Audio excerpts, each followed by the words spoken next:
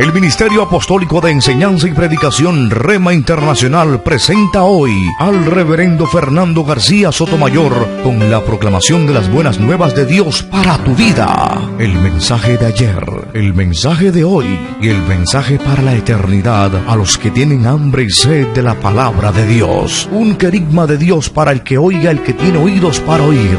Escuche el dabar del Eterno a las naciones. Ahora es el tiempo para recibir el rema del Espíritu Santo a tu espíritu. Escuchemos con fe la memra del Señor para el alma.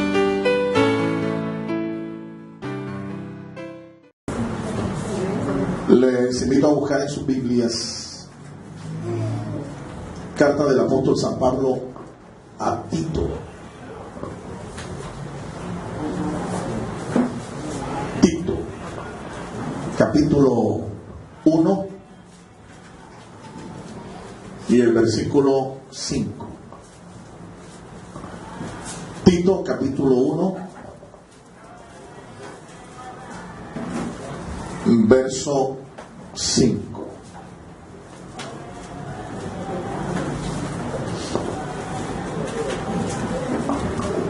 Esta luz la pueden apagar, por favor.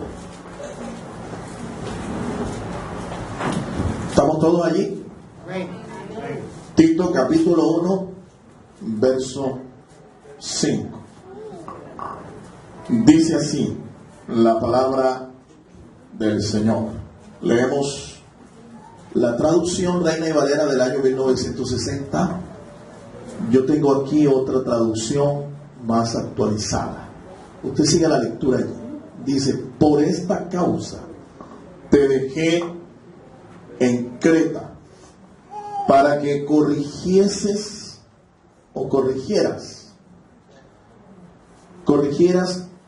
lo que falta, dice el apóstol.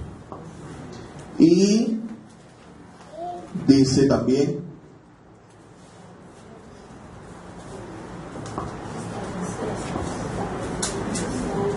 y establecieras ancianos en cada iglesia como te mandé. Amén. Dios nos bendiga por esta palabra. Acompáñame a orar.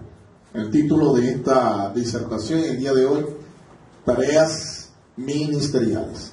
Tareas ministeriales. Oremos. Padre eterno, te damos gracias. Señor, te rogamos que nos bendigas por tu palabra. Que nos ayudes, oh Dios, a entender tu palabra. Nos des un corazón sabio, un corazón entendido de tu propósito, un corazón inclinado a escuchar tu palabra. Bendícenos, oh Dios, y permite, Padre, que esta palabra sea de edificación, de bendición, de fortaleza a nuestras vidas. Te lo rogamos, Señor, en el nombre de Cristo Jesús, nuestro Salvador. Amén, amén y amén. Pueden tomar su lugar, amado hermano.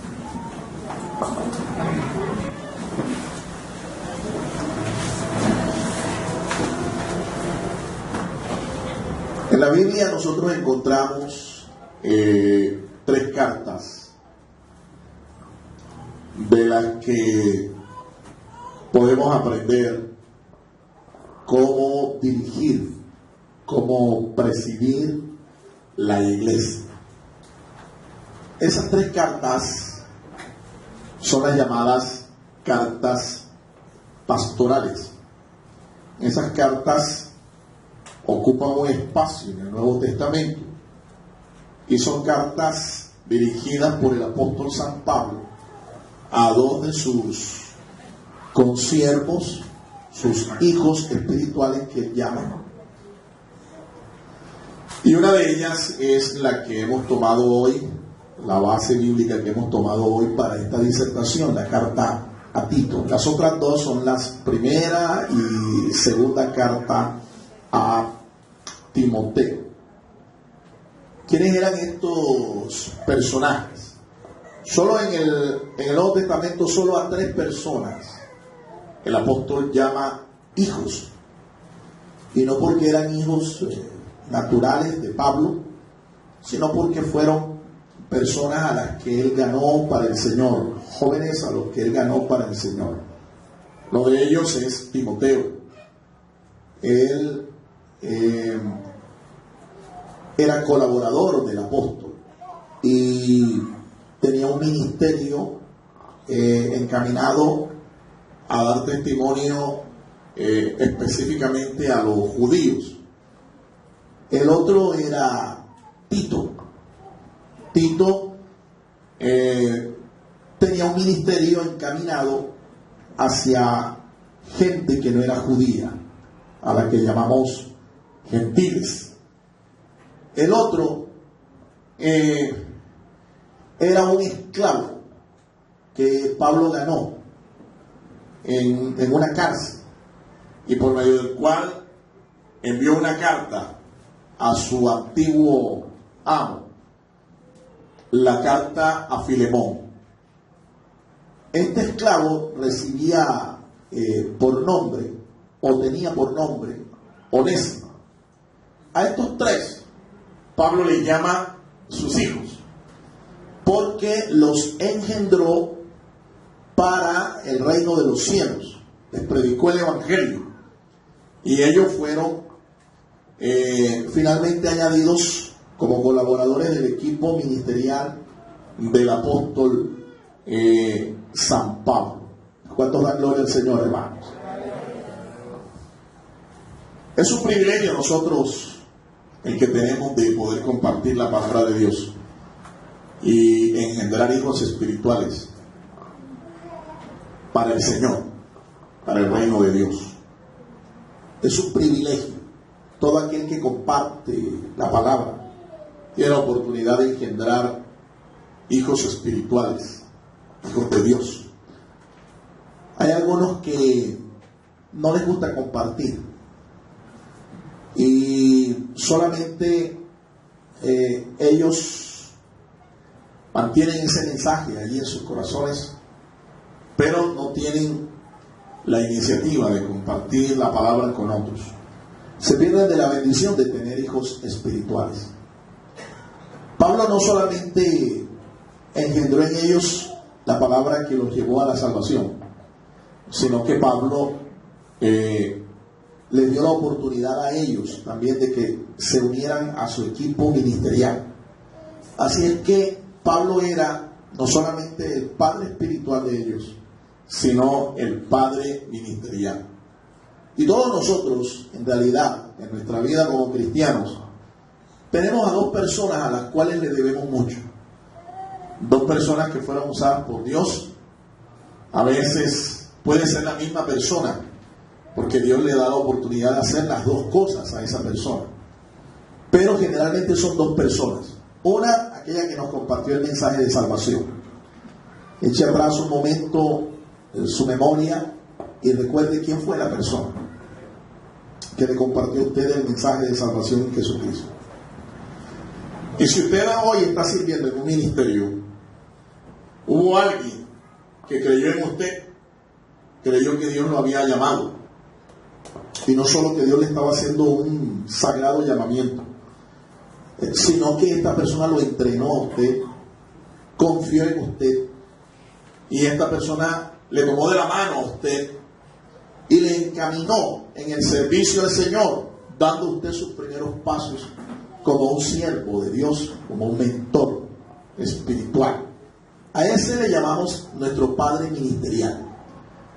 Eche atrás un momento su memoria, trate de recordar quiénes fueron esas dos personas, porque a esas dos personas usted le debe mucho y a esas dos personas usted tiene que honrarlas.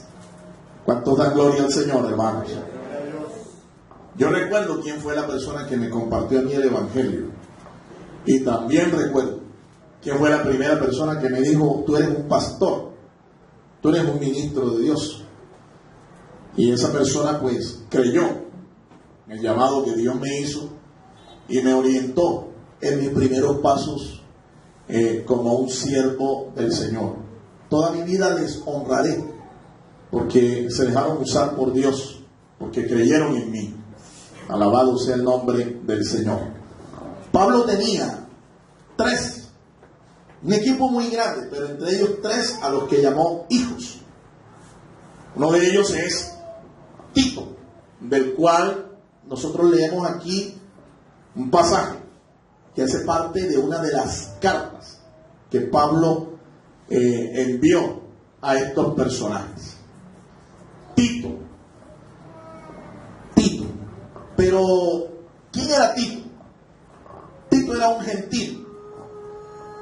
Se dice que Pablo lo ganó en su viaje misionero, tal vez en el espacio entre el primero y el segundo viaje. Y Pablo lo ordenó al ministerio y le dio varias encomiendas. Tito era de origen gentil. Tito tenía, parece, un carácter firme, un carácter serio, un carácter fuerte.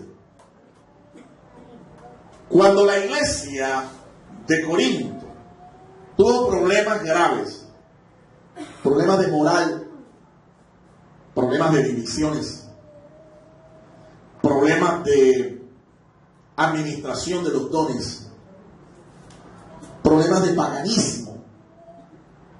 La iglesia de Corinto fue fundada por el apóstol, pero el apóstol no pudo asistir a la iglesia. ¿A quién creen ustedes que Pablo envió para que asistiera a la iglesia, para que ayudara a la iglesia, para que corrigiera a la iglesia, para que pastoreara a la iglesia? ¿A quién creen ustedes que Pablo envió? A Tito.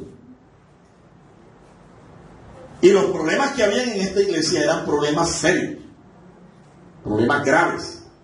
Tal vez es la iglesia más problemática que nosotros encontramos en el Nuevo Pacto, Nuevo Testamento.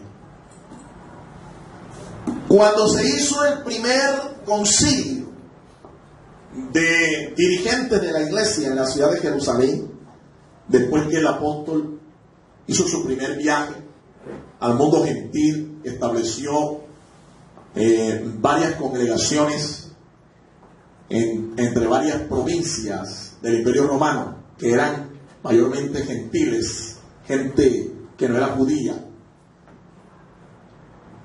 Pablo fue a rendir cuentas allá a la iglesia de Jerusalén, y estaba llegando a todas las iglesias que Pablo había fundado, y le estaban diciendo al pueblo que además de ser salvos por la fe, ellos tenían que circuncidarse y guardar toda la ley de Moisés. Esto pues causó discusiones bastante serias, pero el problema se resuelve es convocando a los dirigentes de la iglesia allá en Jerusalén. Allá fue Pablo, allá fue Pedro a dar cuenta de su ministerio.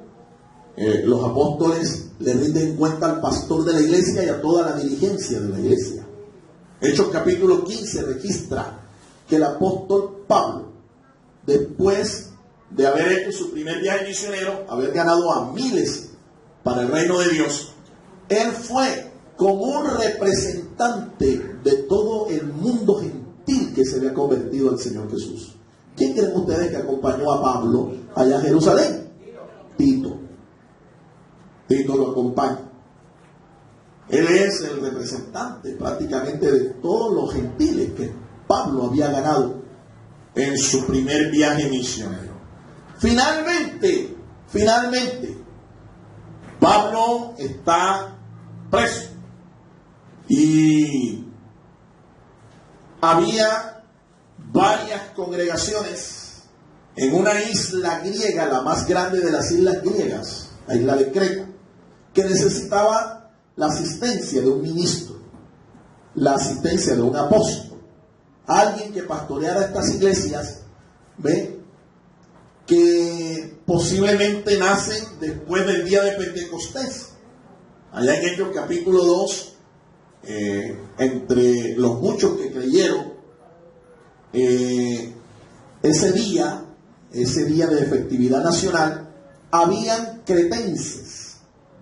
La Biblia habla allí, en Hechos capítulo 1, capítulo 2, que habían cretenses. Estos posiblemente fueron los que, llenos del Espíritu, llegan a la isla de Creta y comienzan a predicar el Evangelio entre los gentiles y se conforman varias congregaciones. Pero estas congregaciones estaban en caos.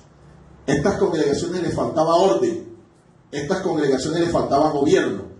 Estas congregaciones les faltaba un ministro. Les faltaba alguien que los orientara. ¿A quién creen ustedes entonces que Pablo envía para que haga esta tarea? ¿A quién? A Tito. A Tito. Ahora, mirando la reputación de estos cretenses, uno se da cuenta del carácter de este personaje, de Tito. No es cualquier cosa. No es cualquier persona a la que se le da semejante tarea. Básicamente usted puede ver ahí en el texto que hemos leído, que eran dos las tareas que él tenía que hacer. Ve, con esta gente, con estas congregaciones. Esta isla de Creta es una isla griega, existe en la actualidad, y es la más grande de las islas griegas. Había muchas ciudades allí, y por lo menos se cree que en las 4 principales ciudades de Creta había congregaciones cristianas. Pero esta gente tenía una reputación terrible. Esta gente tenía una mala fama. Entre las cosas que dice la carta de Pablo a Tito, que caracterizaban a esta gente, mire, dice que ellos eran malas bestias. O sea, tenían a veces una conducta irracional, guiada por los instintos. Esta gente era glotona. Y cuando se habla de glotonería, ahí está incluida también no solo la gula, sino también la inmoralidad. Porque la glotonería era acompañada de borrachera, eran tomadores, practicaban mucho el drinking, tú sabes, el rumble era uno de sus deportes, de sus aficiones favoritas. Y dice uno de sus propios filósofos, poetas antiguos, que esta gente se caracterizaba por algo más que era terrible. Esta gente era mentirosa. Ellos hablaban embuste tras embuste como si nada. O sea, mirando la reputación de esta gente y mirando la tarea que Tito tenía que hacer, realmente yo considero a este varón de Dios. Y me doy cuenta que la única manera de que él pudiera cumplir esta tarea era que este hombre realmente tuviera un llamado de Dios, tuviera el respaldo de Dios, el poder de Dios, la sabiduría de Dios y la templanza necesaria para hacerlo. Básicamente eran 2 tareas que tenía que hacer él. El texto dice que tenía que corregir lo deficiente. Dice, por esta causa te mandé, te dejé allá en Creta para que corrigieses lo deficiente. Algo que no anda bien. Deficiente es todo lo contrario de eficiente. Y dice, y para que establecieras ancianos en cada ciudad. Tú puedes darte cuenta que no era una sola la ciudad en donde había una congregación cristiana. Para hacer esta tarea se requería realmente de un talante bastante alto. No es fácil hacer esta tarea, entre otras cosas. Nosotros los pastores, los ministros del Evangelio, igualmente como Tito, hoy tenemos que hacer lo mismo. A veces nos encontramos lugares, sitios, en donde la gente, pues, lo único que le hace falta es tener una aureola y un par de alas. Son unos angelitos del Señor. Son gente obediente, gente que camina en obediencia, gente enseñable, gente sujeta, gente que respeta, que honra a los ministros de Dios, aman al Señor, aman su palabra. Pero hay lugares, hay sitios en donde uno encuentra un cuadro como este. El cuadro que encontró Tito allá en Creta. ¿Sí? En Creta. Uno encuentra gente mentirosa por todas partes. Uno encuentra gente que hay que corregirla. Uno encuentra gente que están más torcidos, mi amado hermano, que una herradura, y tiene que enderezarlos. Una tarea que no es nada fácil, pero hay que hacerla. Amén. ¿Cuántos dan gloria al Señor? Nuestra tarea no consiste en edificar templos, edificios para la gloria de Dios. No, eso es parte, pero no es lo prioritario. Un ministro del Señor debe enfocarse en la gente, y si va a edificar algo, debe ser gente, edificar gente con el perfil adecuado para que hagan parte del reino de Dios. Y edificar gente no es fácil, nada fácil. Nosotros aquí tenemos una tarea. Esta tarea ya tiene varios años, y ustedes han podido darse cuenta de que no ha sido fácil edificar una iglesia con un perfil adecuado, de acuerdo a la Escritura, el perfil del Nuevo Testamento. ¿Cuál es el perfil de una iglesia neotestamentaria, entre otras cosas? Para que lo tengas claro. Una iglesia es iglesia. Se puede considerar iglesia según el perfil del Nuevo Testamento cuando la iglesia se autosostiene. Es decir, que con el aporte de cada uno de sus miembros, la iglesia cubre los gastos de administración, el sostenimiento del ministerio de una manera digna. De modo que el pastor o la pastora no tenga que estar por ahí arañando, mendigando, porque no tiene ni para el tinto, sino una iglesia que ha comprendido y ha sido fiel en esta responsabilidad. Segundo, una iglesia que se autopropaga. Se autopropaga. ¿Qué quiere decir? Es una iglesia que se extiende, una iglesia que se multiplica, una iglesia que empieza a tener altares familiares, una iglesia que empieza a tener hijas que nacen del esfuerzo de la propagación de sus propios miembros. Ahora, una iglesia se autopropaga porque tiene vida, y todo lo que tiene vida espiritual se propaga. Por eso es que las piedras no se propagan, los muertos no se propagan. ¿Por qué? Porque están muertos, no tienen vida. Pero una iglesia es iglesia cuando esa iglesia se autopropaga. ¿Cuántos dan gloria al Señor? Y tercero, una iglesia es iglesia, de acuerdo al perfil del Nuevo Testamento, cuando esta iglesia se autogobierna. Es decir, esta es una iglesia que aplica un modelo de administración, un modelo bíblico de administración.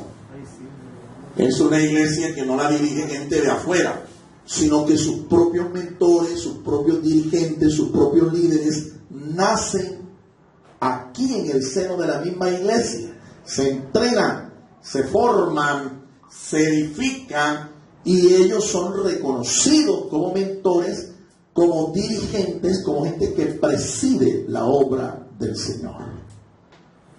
Así es que uno puede decir que una iglesia es iglesia si esa iglesia tiene todos sus ministerios locales desarrollados, establecidos. De lo contrario, ¿es una iglesia? Sí, porque el Señor dice que donde hay 2 o 3, ahí está la iglesia. Pero está en formación. Es una iglesia que está en desarrollo. Entonces, a la luz de esta congregación, ¿cómo podría decirse que está? ¿En qué condición? Está en formación. Esta es una iglesia que está en desarrollo. Porque nosotros ciertamente hemos logrado cubrir en parte nuestros gastos de funcionamiento, el sostenimiento ministerial. No es total lo que la iglesia está haciendo con respecto a eso. Tampoco hemos logrado autopropagarnos. Solamente hay unos cuantos altares familiares. Y la idea es que cada mentor aquí tenga un altar familiar y que un día nosotros podamos fundar iglesias hijas, iglesias que nazcan del esfuerzo evangelístico y misionero de nosotros mismos. Y todavía no tenemos todos los ministerios completos con sus dirigentes y en su desarrollo. No estamos en ese nivel entonces. Nos hace falta. Vamos a seguir creciendo. Amén, hermanos. Vamos a seguir desarrollándonos. Eso es lo que es una iglesia realmente. Ahora, este hombre, Tito, tenía una tarea difícil. Pero al parecer, él fue encomendado por el apóstol a esta ciudad, a la isla de Creta, en donde estamos diciendo posiblemente habían por lo menos 4 ciudades principales en donde habían 4 congregaciones. Ahora, esta tarea es muy complicada, esta tarea es muy difícil. Y debido a esta complejidad de esta tarea, es que no se puede encomendar a cualquier persona a que la haga. No se puede encomendar a cualquiera a que dirija una iglesia, a que presida una iglesia. Tiene que ser una persona con un perfil bíblico, un perfil alto. Y en realidad, en estas cartas, 1 y 2 Timoteo y la carta a Tito, allí el apóstol describe cuál es el perfil que debe tener un anciano, que debe tener un obispo, que debe tener un dirigente, que debe tener un diácono, un servidor, un obrero de la iglesia del Señor. Parece que en Creta ya estaban estas congregaciones establecidas, pero no había ministros ordenados. Y además de esto, parece que habían problemas serios de moral, de conducta. Y esta era la tarea que Tito le había sido encomendada. Ahora, esta es la tarea más grande de cualquiera de los que son llamados a un ministerio. Esta es la tarea más grande. ¿Cuál? La tarea de corregir lo que está deficiente y la tarea de gobernar, de dirigir, de establecer ancianos. Pero en la iglesia del Señor se necesitan estas dos cosas. Siempre Dios va a necesitar hombres y mujeres que estén dispuestos a hacer esta tarea. La iglesia, mientras esté aquí, va a necesitar de personas, de hombres a los que Dios encomiende esta tarea o estas dos tareas. Siempre va a necesitar. Por la misericordia del Señor, Dios no ha dejado a la iglesia desprovista de lo que necesita para que la iglesia se desarrolle. El apóstol Pablo escribe a los Efesios, en el capítulo 4, y el versículo 11. Y Pablo dice a los Efesios que él mismo Señor Jesús, ha establecido, él mismo Señor ha constituido, ha establecido ministros, hombres y mujeres para la edificación de la iglesia. Él mismo entonces ha establecido apóstoles, evangelistas, profetas, pastores y maestros. 5 ministerios. Es como una mano con 5 dedos. Es como si la mano de Dios estuviera a favor de la iglesia. No existen más ministerios en el nuevo pacto. Los ministerios son 5. La mañana yo preguntaba a los hermanos en la clase que teníamos sobre esto precisamente. Y les preguntaba, ¿y entonces dónde está el ministerio de la liberación? ¿Dónde queda el ministerio del ayuno? ¿Dónde queda el ministerio de la intercesión? No son ministerios. No hay una sola cita bíblica que me diga que esto es un ministerio. En cambio, si encuentro una cita un pasaje bíblico que me dice que los ministerios son 5. Efesios 4, 11 y 12. Usted lo puede leer ahí en su Biblia. Y entonces, ¿qué es el ayuno? ¿Qué es la oración? ¿Qué es la liberación? Esas son dinámicas de servicio que acompañan a un ministerio. Dinámicas de servicio, ejercicios espirituales. Esa es la oración, un ejercicio espiritual. Eso es el ayuno, un ejercicio espiritual, que cuando usted se ejercita en ellos, usted tiene vida espiritual, poder espiritual. Una persona que ayuna es una persona que ejerce dominio propio. No demonio propio, dominio propio. Esta persona es capaz de controlar sus apetitos, su carne, sus deseos, sus pensamientos, su forma de hablar, su forma de comer, hasta su vida sexual. Tiene control, sabe manejar estos apetitos, porque ayuna. Ahora usted piense, ¿por qué muchos creyentes no pueden hacerlo? ¿Por qué no pueden mantener la lengua quieta, por ejemplo? ¿Por qué no pueden dominar la boca? Ese comer, comer y comer, insaciable. ¿Por qué muchos son tan mentirosos?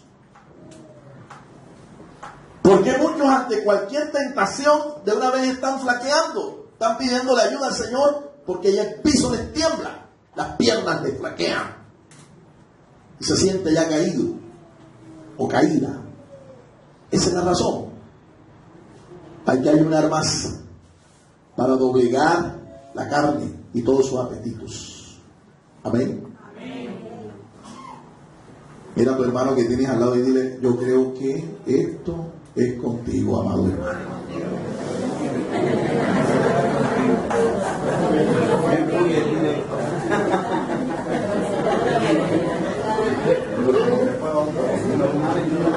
De la misma manera, nosotros tenemos que orar, porque tenemos que ejercitarnos. Esto es toda una ciencia.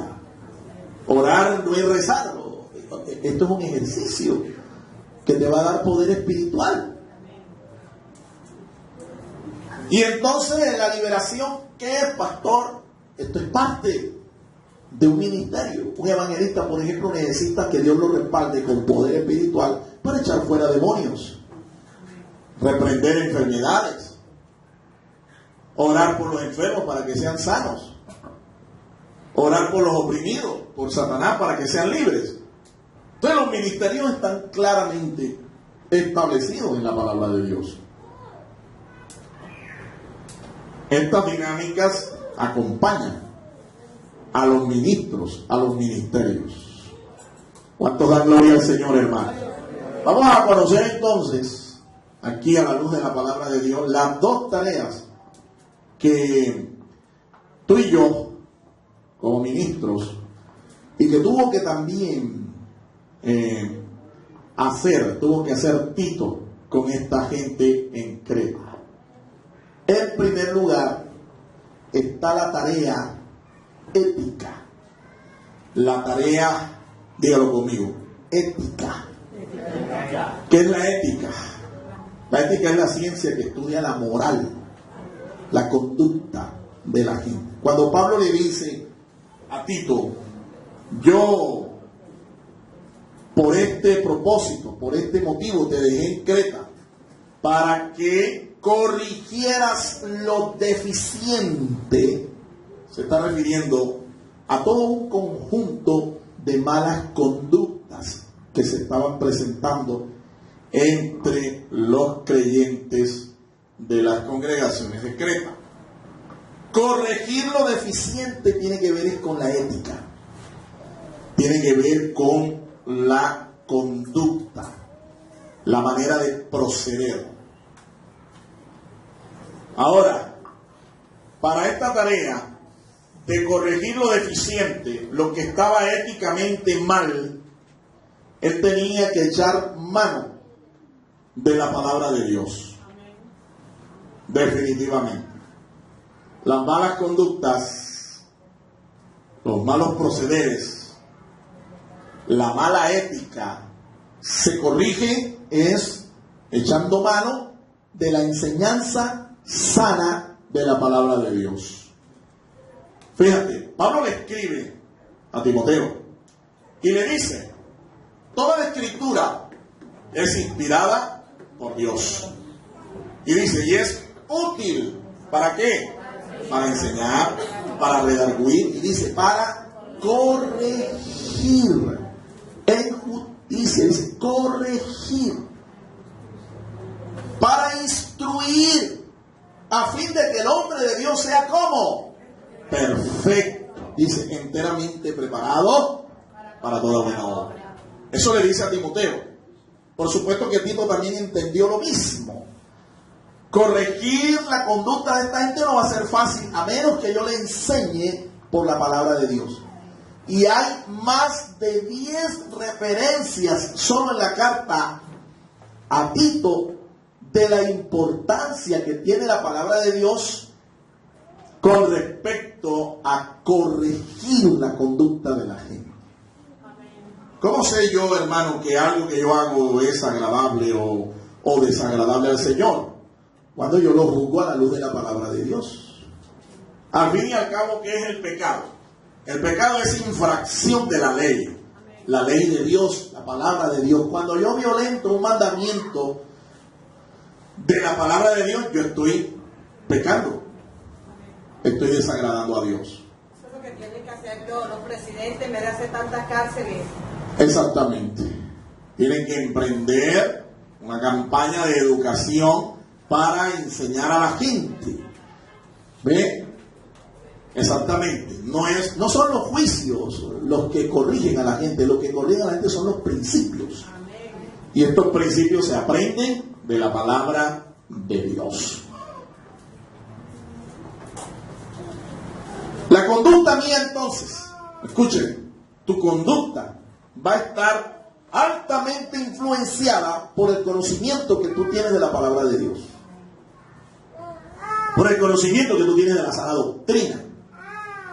Si yo no conozco mucho la palabra de Dios, si yo soy un ignorante de la palabra de Dios, es muy fácil que yo la quebrante, que yo la desobedezca, que yo la violente.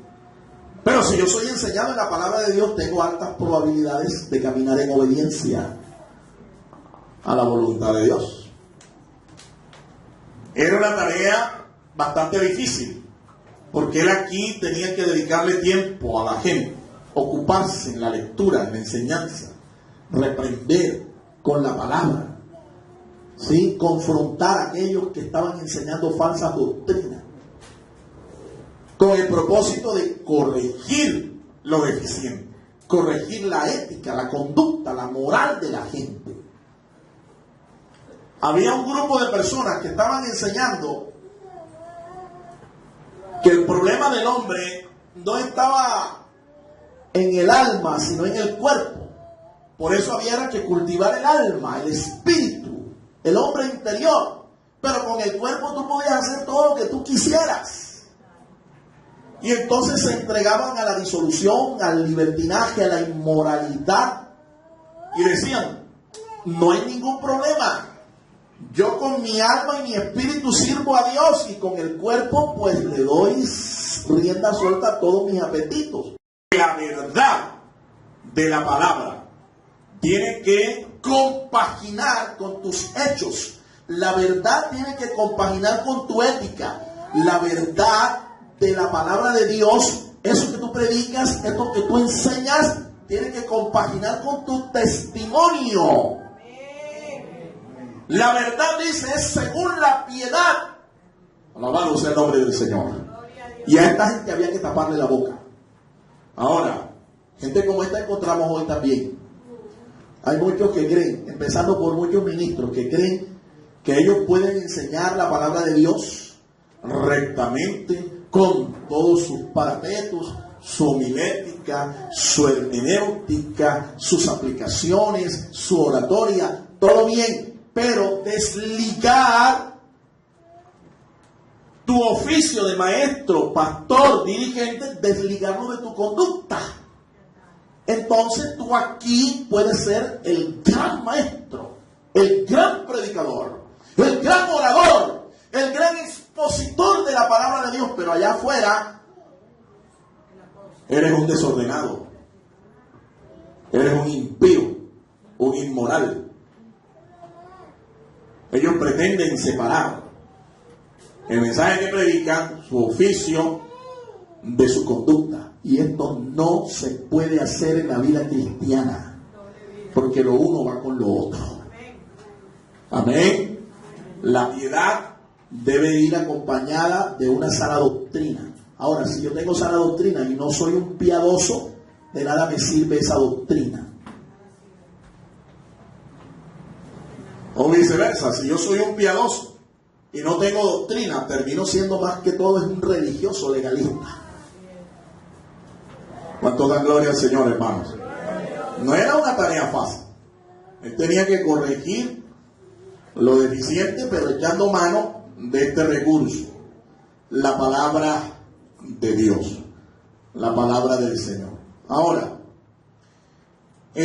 además de la palabra de Dios, este hombre debía ser un ejemplo. Pablo le dice a él,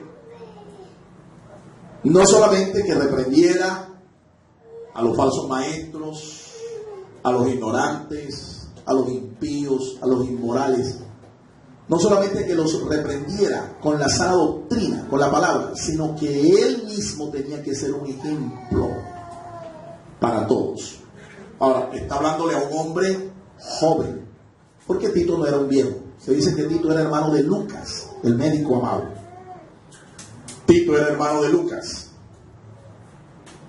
Y tenía más o menos la misma edad de Timoteo. Y Timoteo era un hombre joven, menor de 40 años de edad.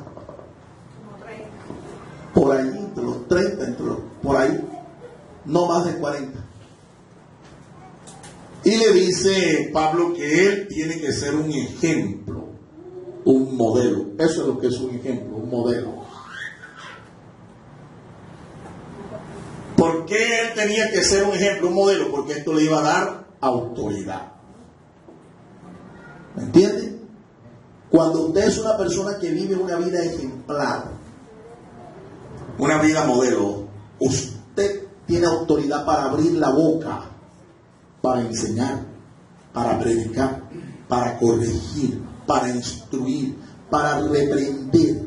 Pero si usted no es un ejemplo, usted no es un modelo, cállese la boca y más que todo, trate de corregirse a sí mismo, trate de corregir su conducta, trate de corregir su vida para después ayudar a otros. ¿Decimos amén? Amén. Qué pena, pero usted no tiene derecho a estar dando este consejo si usted tiene su vida y su casa en desorden. Cállese. Trate más bien de arreglarse primeramente usted. Trate de poner en orden su propia vida primero. Y después, entonces, vaya y hable a otro. Vaya y dígale. Tu ejemplo, tu testimonio te va a dar autoridad. Y cuando tú hables con autoridad, la gente te va a seguir, la gente te va a escuchar, la gente te va a obedecer. El apóstol Pedro también dice que una persona que quiera gobernar la casa de Dios, primeramente tiene que gobernar su propia casa. ¿Cuántos dan gloria al Señor, hermanos? Esta era la tareita que tenía que realizar este obispo, este pastor. Ahora miremos la segunda tarea. La segunda tarea es la tarea gubernamental. La tarea gubernamental. ¿Eso qué tiene que ver? Tiene que ver con gobierno, con dirigir, con presidir. Hemos dicho que la iglesia no fue dejada sin herramientas, sin recursos para ejercer su tarea aquí en esta tierra, una gran tarea. La tarea de la iglesia es una tarea inmensa. Nosotros tenemos que predicar el evangelio a este mundo y tenemos que discipularlo, doctrinarlo a todo el que se confiesa seguidor de Jesucristo. Pero para esto, el apóstol Pablo dice que Dios nos proveyó ministros, apóstoles, evangelistas, profetas, pastores, maestros. Y dice el verso 12 de la carta a los Efesios: para la edificación, para perfeccionar al cuerpo de Cristo. Cuando Pablo le dice a Tito que él tiene que ejercer la tarea de gobernar, una tarea gubernamental, se lo dice, ahí en ese versículo está claro cuando le dice, para que establecieses ancianos en cada ciudad, como demandé. Es evidente que esta congregación o las congregaciones de la isla de Creta no tenían ancianos establecidos, no tenían ministros ordenados. Ellos estaban haciendo la obra de Dios, pero no habían sido reconocidos como ministros. Entonces, Pablo envía a Tito para que Tito los ordene al ministerio, los empodere, les reconozca y se comience entonces a dar la tarea de gobernar la iglesia. Ahora le explico algo. La iglesia del Señor necesita gobiernos. La iglesia del Señor necesita quien la presida. Si una iglesia no tiene gobierno, es una iglesia que va rumbo al caos, a la anarquía. Una iglesia en donde cada quien hará lo que piensa que es lo correcto, hará lo que bien le parezca. Y llegará otra vez el pueblo de Dios a vivir en la misma condición en la que vivió el pueblo de Israel en los días de la judicatura. Había un juez, pero el pueblo hacía lo que bien le parecía, lo que ellos creían que era lo correcto. Por eso es que una iglesia necesita gobierno para evitar el caos, la confusión, para evitar el desorden. Se tienen que establecer entonces líneas de autoridad en una iglesia, en una congregación. Esta tarea es una tarea complicada también, pero es una tarea que se tiene que hacer. Hay que establecer ancianos, hay que establecer mentores, hay que establecer gente que presida. ¿De dónde se va a sacar esta gente? A esta gente se tiene que educar, se tiene que instruir. Esta gente tiene que ser llamada por Dios. Dios es el que llama y Él es el que empodera. Dios. ¿Quieres presidir la iglesia? ¿Quieres dirigir? ¿Quieres ser un mentor? Número uno, ore a Dios que Dios lo llame. Amén. Y Dios confirma el llamado. Una vez que llama a la iglesia, confirma que esa persona tiene un llamado. Dos, una vez que usted está llamado, entonces edúquese, prepárese para servir a Dios. Dios a usted no le va a llamar, no le va a poner una carga para lo cual Él no lo va a preparar. Usted tiene que prepararse, tiene que educarse, tiene que foguearse. ¿Cuántos dan gloria a Dios? Hay gente que cree que presidir, dirigir una congregación, ser un mentor espiritual, esto es cuestión de, vamos a ver si muevo algunas cuantas influencias, Vamos a ver si le caigo bien al pastor. Voy a ver si bendigo al pastor para que el pastor a mí me tenga en cuenta. O me voy a acercar al pastor. A ver, le voy a hablar de lo educado que soy yo, de lo preparado que soy. Mire, pastor, yo tengo esto, tengo tantos estudios, yo soy estrato tal. Mire, en otras palabras, pastor, mire, obsérveme. Yo tengo la pinta, tengo el perfil. O sea, téngame en cuenta. No, te tengo una mala noticia. Esto no es así. Usted lo primero que tiene que hacer es buscar el llamado del Señor. Confirmar ese llamado. Y luego prepárese. Entrénese. Capacítese. Capacítese. Cuando usted haga eso, el mismo Dios, no el hombre, no el pastor, es quien te llamará, te empoderará y te promoverá. Alabado sea el nombre del Señor. Esta gente parece que estaban trabajando, pero necesitaban orden. Y Tito va a hacer eso exactamente. Ahora, Tito no escogió a cualquiera. Tito sabía que él no podía ordenar a un ministerio a cualquiera. Porque le pareciera, porque tuviera de pronto pinta, porque tuviera estatura, porte para esto. No. Resulta que Pablo le dijo, esta es el perfil, estas son las cualidades que debe tener todo aquel que quiera servir al Señor como un anciano. Y aquí en esta carta hay descrito, hay revelado todo un perfil. En el capítulo 2 de la carta usted puede ver todas las cualidades que debería tener un obispo, un anciano, para ser reconocido como tal.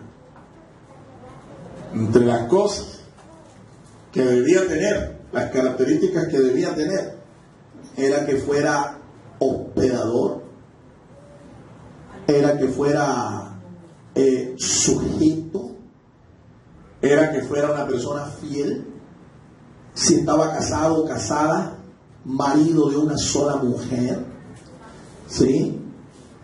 Y marida de un solo hombre.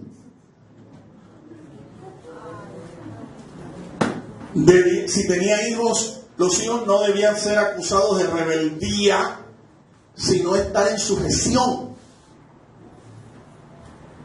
Debía ser serio. Nada de estos pastores lisosomas de hoy, no. Que les gusta el filtreo, y el manoseo y el besuqueo. ¿Ve? Con las hermanas. O viceversa. Algunas pastoras de besuqueo, de manoseo, de filtreo, de tuteo, de cuchicheo y de todos esos cheos, ¿no? Con jóvenes, siendo a veces mujeres casadas, serios, prudentes, sanos en la fe, hospedadores, amantes de lo bueno. Y allí la lista configura un perfil altísimo. Altísimo. Ahí uno se da cuenta entonces porque es que no es cualquiera quien puede empoderarse, ordenarse para un ministerio, porque no tienen ese perfil, no alcanzan ese perfil. Apto, dice, para enseñar, apto para enseñar. Las mujeres, dice, las ancianas, mujeres castas, de un gran porte, que enseñen a sus hijas a ser amantes de sus esposos, buenas, respetuosas, sujetas. Mira, la mujer tiene un espacio en el ministerio, Pero la mujer que tiene un espacio en el ministerio debe tener este perfil. ¿Cuántos dan gloria a Dios, hermanos? Ya te das cuenta porque es que muchos, aunque quieren, no pueden. Porque tienen el deseo, tienen el anhelo de servir a Dios, pero tienen un impedimento grande, un obstáculo grande. Y hasta que ese obstáculo no sea removido, tú no vas a tener libertad ni oportunidad de poder servir a Dios. Ahora, eso es triste, ¿no? El asunto es que si yo soy consciente de eso, pues yo voy a quitar el obstáculo en el nombre del Señor, porque yo quiero servirle a Dios. Amén, hermanos. Y déjame decirlo, hay algunos que están esperando que sea Dios o el tiempo quien quite, quien remueva el obstáculo, cuando eres tú quien tienes que tomar manos a la obra y remover ese obstáculo. Tienes que quitar ese tropiezo. Amén. Debía tener un perfil bíblico adecuado para poder participar en las labores de la dirección de la iglesia. Tito parece que lo tenía, lo exigió, lo aplicó y él estableció ancianos para la edificación de la iglesia. Gobernar una iglesia, presidir a una iglesia, es un don ministerial. La Biblia habla de dones espirituales, 1 Corintios capítulo 12. Estos dones acompañan al que es llamado por el Señor a un ministerio, para que ejerza ese ministerio en el poder sobrenatural del Espíritu. Pero también hay dones ministeriales, dones de servicio. Allá en Romanos capítulo 12, Pablo habla de aquellos que presiden, es decir, aquellos que gobiernan, aquellos que dirigen. Dentro de los ancianos, que Tito tenía que establecer, habían dos clases de ancianos. Un anciano es un obispo, un dirigente, alguien que tiene el don de parte de Dios. Los ancianos, usted puede mirar 1 Timoteo, capítulo 5, verso 17. Ahí en ese texto bíblico se dice que habían dos clases de ancianos. Debía haber dos clases de ancianos.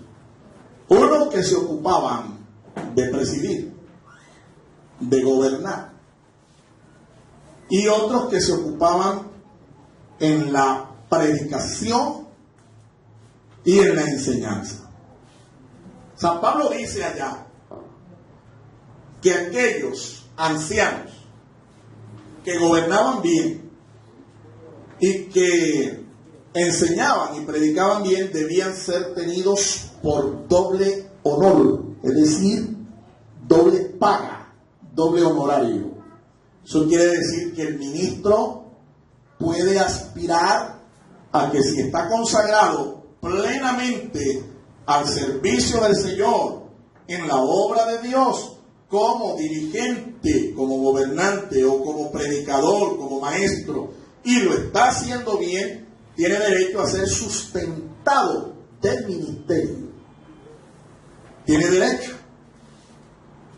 Una iglesia debe ser responsable entonces con aquellos que le presiden, aquellos que le gobiernan, aquellos que le enseñan, aquellos que le predican.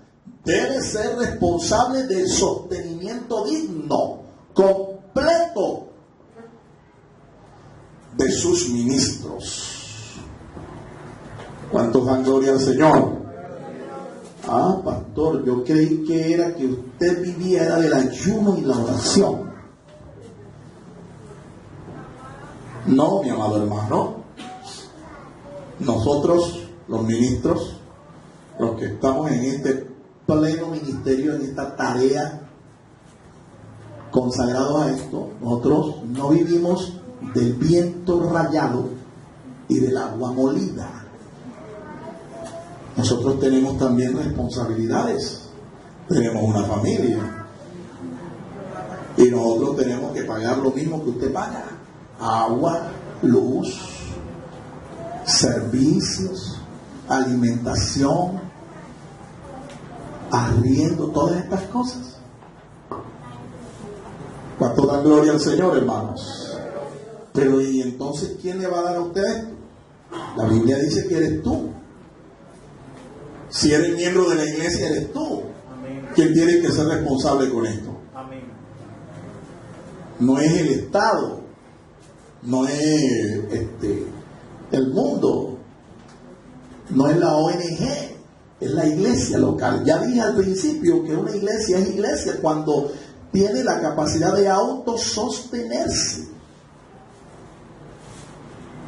¿Cuántos dan gloria a Dios?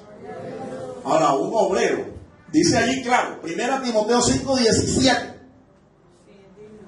¿ven? Es digno de recibir doble honor. Doble honor.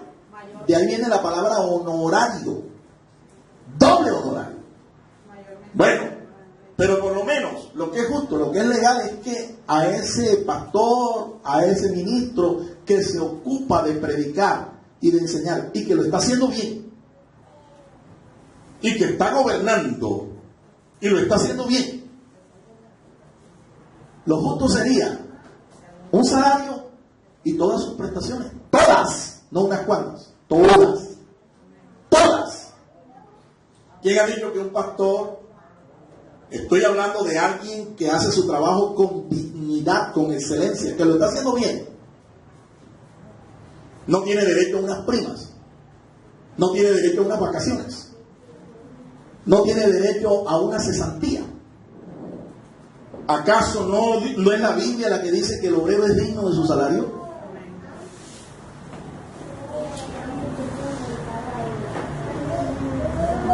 ¿Por qué entonces solamente le vamos a cubrir algo y que Dios le pague, hermano? No es así, hermano.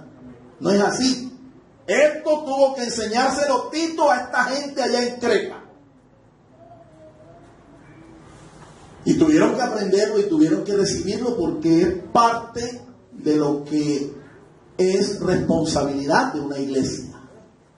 Ahora, ¿quiénes son? Cuando un Estado, una república, un país tiene gobernantes, ¿quiénes son los que deben sostener a esos gobernantes? ¿Quiénes son? Pues el Estado.